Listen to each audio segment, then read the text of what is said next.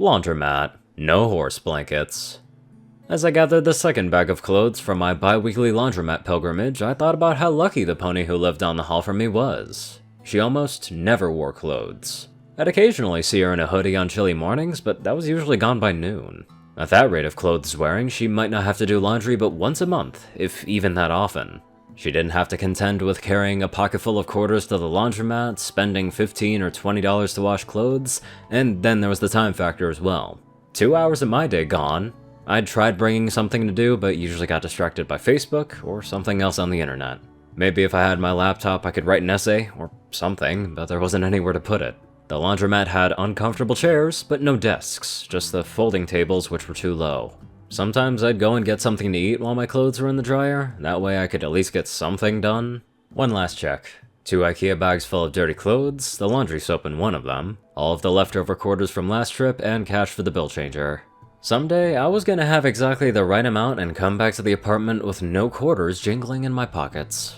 I could call an Uber, but it was a nice enough day to wait at the bus stop and save a few bucks. I was midway through a Bored Panda article about things in the United States that confuse Europeans when my pony neighbor showed up, a stack of laundry balanced across her back, several hoodies, towels, and a blanket. It hadn't occurred to me that she would have towels, although in hindsight they were obvious. How else would she dry off? Shake herself like a dog? Blankets should have been obvious as well. She hesitated at the door, her ears flicking back and forth. She stepped back, looking up at the sign over the door, then pushed forward, the sound of her hoofsteps changing as she went from the concrete sidewalk to the rubber mat just inside the door, and then the industrial tile floor. The floor had grit embedded in it to prevent slippage, a smart thing for a laundromat to have. She apparently didn't know which machines were which, and I thought about offering to help. I probably should have, but she located the front-loading washing machines before I could get out of my seat.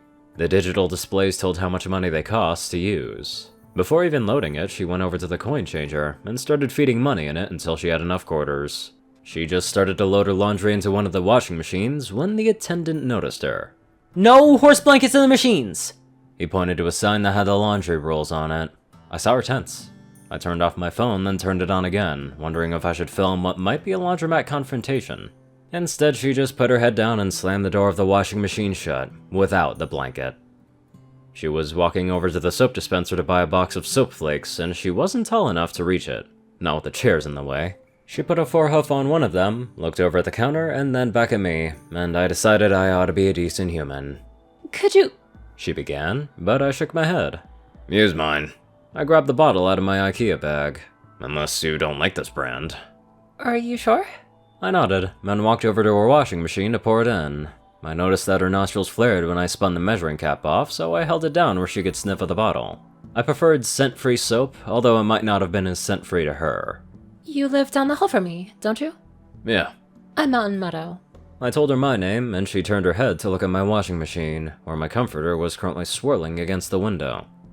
I don't know what makes my blanket so special, she said. I got mine at Target, and it didn't say it was a horse blanket. It says it's washable in a machine. She lifted the corner of her blanket with her mouth to reveal the tag. I had a few ideas why they didn't want horse blankets washed, but I decided not to say them. Besides, she was right, this was a human blanket, and she wasn't really a horse either. I looked back over at the counter, while the clerk had gone back to whatever it was that he did when he wasn't yelling at ponies. I'll probably notice if it goes missing. How often do you do laundry? Once a month, maybe. Lucky. I'll have to find a different laundromat. No, this one is the closest and it's convenient, since the bus stop's just at the end of the block. Tomorrow, I'll bring in your blanket and wash it. He won't say anything if a person carries it, I bet. And from now on, I can do your laundry when I do mine, just so you won't have any conflicts. Really? I nodded. Won't you get in trouble for breaking the rules? That's a risk I'm willing to take. I poured the detergent into the machine, and pointed to the coin slot. Do you want to put the quarters in, or do you want me to do it? We spent the rest of the laundry time chatting and becoming friends, and the very next day, I began my side gig of washing forbidden laundry for ponies. I wouldn't put it past some laundromats or even other places in general to put in some very strange rules. In the world we live in, anything could happen. Now let's get on to our undercover donators. Top donators are 630, J10Man, Darkside, Only One Thing, Dash of Evergreen, and Ceru Orion. Rayden, Narwhals, Blackmoonheart, Pastel Skies, Austin Rolan, Stu Hex, Sword Brother Mordred, Omicron, Lyrae, Will, Chris, Twinkie, Zaza, Riot Soul, Iron Sky, Badass Waffle, and many more fabulous people. Thank you all so much for watching this video and live life to the fullest.